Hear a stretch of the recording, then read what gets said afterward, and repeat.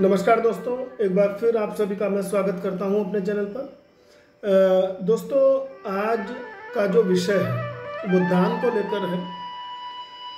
आप में से बहुत सारे लोगों ने मुझसे पूछा कि दान कौन सा अच्छा है, दान किस तरीके से करना चाहिए और दान का रूप क्या होना चाहिए। तो इसी विषय पर ये वीडियो बनाने का मैंने प्रयास किया है।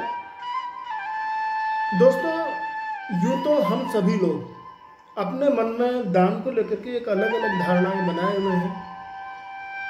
कई बार दान हम अपने अहम को भी शांत करने के लिए देते हैं, कई बार दान हम अपने नाम के लिए देते हैं, कई बार दान हम अपने पुरखों के लिए कि भाई उनको शांति मिलेगी उसके लिए भी करते हैं। तो मैं एक छोटी सी कहानी, एक वृत्तांत बता करके अपनी आज की वीडियो स्टार्ट करूँगा। दोस्तों, आपने सुना भी होगा, राजा हरिश्चंद्र बहुत बड़े दानवीर थे। वो जब लोगों को दान करते थे तो उनके जो नैन थे, जो उनकी आंखें थी, हमेशा झुकने लगती थी। ऐसा दृश्य देखकर जो वहाँ की प्रजा थी, वहाँ के लोग थे, वो कहते थे कि राजा दान करते हैं लेकिन इनके जो आंखें वो झुकी रहती हैं, क्यों? तब ये बातें उस समय उस समकालीन तुलसीदास जी, जो बहुत प्रसिद्ध रामायण के रचयिता हुए हैं, उनको भी ये बात पता चली। तो उन्होंने राजा को एक पत्र लिख करके भेजा। और ध्यान दीजिएगा, जो पत्र में वो 4 पंक्तियां थी वो कुछ इस तरीके से थी। तुलसीदास जी ने लिखा था, ऐसी देनी देन जू कित सीखे हो सैन, ऐसी देनी देन जू कित सीखे हो सैन, जो जो ऊंचे करो त्यो तो नीचे ले। अर्थात, हे राजा, इस तरीके के दान देने की कला आपने कहां से सीखी? जैसे जैसे आपके हाथ ऊंचे उठते जाते हैं दान देने के लिए, वैसे वैसे आपके नैन नीचे होते जाते हैं, झुकते जाते हैं। ऐसा क्यों? तो ध्यान दीजिएगा, जब राजा हरिश्चंद्र को ये बात पता चली तो उन्होंने जो जवाब दिया वो सुनकर के वास्तव में आप सभी लोगों को अपने सवाल का जवाब मिल जाएगा। ध्यान दीजिएगा, जो राजा हरिश्चंद्र का जवाब था वो कुछ इस तरीके से था, देनहार कोई और है, देनहार कोई और है, भेजत जो दिन रहन, देनहार कोई और है, भेजत जो दिन रहन, लोग भरम हम पर करें तासो नीचे ने, लोग भरम हम पर करें तासो नीचे नैन। अर्थात देने वाला तो कोई और है जो दिन रात भेजता है, परंतु लोग हम पर भ्रम करने लगते हैं कि देने वाला मैं हूं। यही सोच करके बस मेरे जो नैन हैं वो शर्म से झुक जाते हैं। दोस्तों, मैं समझता हूं कि इस बात से आपको अपनी बात का जवाब भी मिल गया होगा और एक नई प्रेरणा आप लोगों में जगेगी मेरे इस वीडियो को देखने के बाद। ध्यान दीजिएगा, हमने दिया पहले है या हमको दिया पहले है?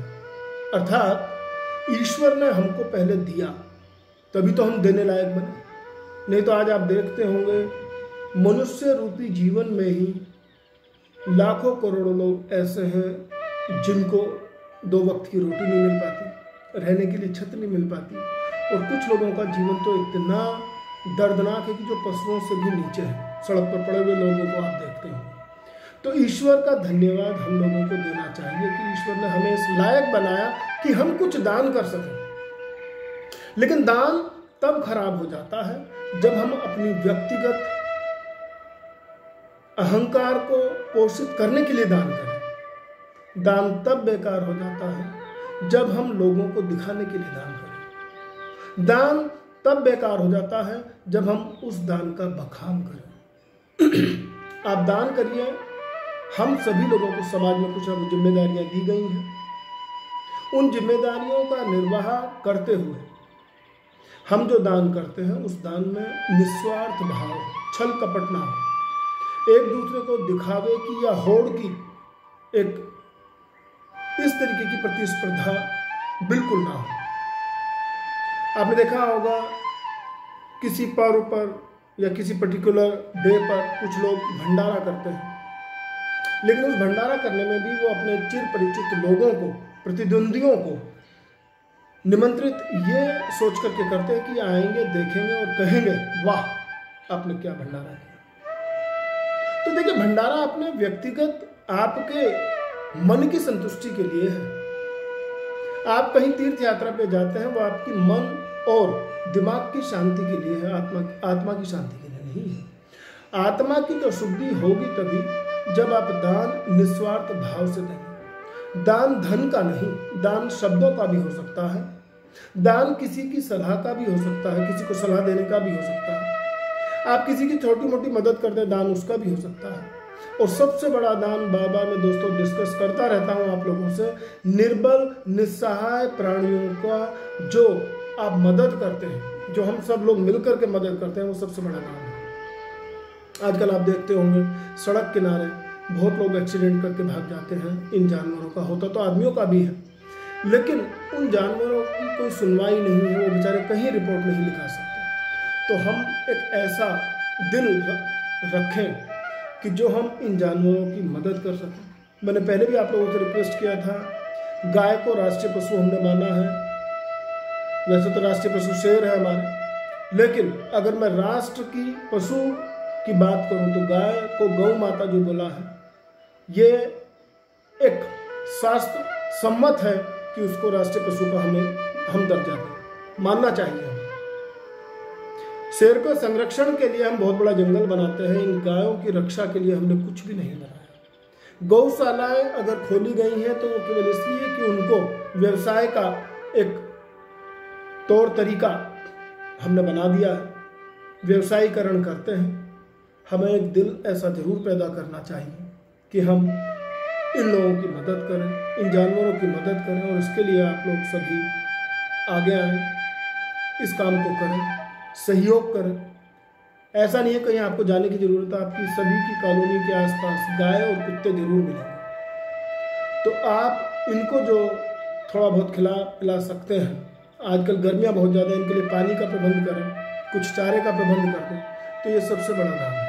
दिखाना नहीं है, हम लोगों को मिलकर के चलना है।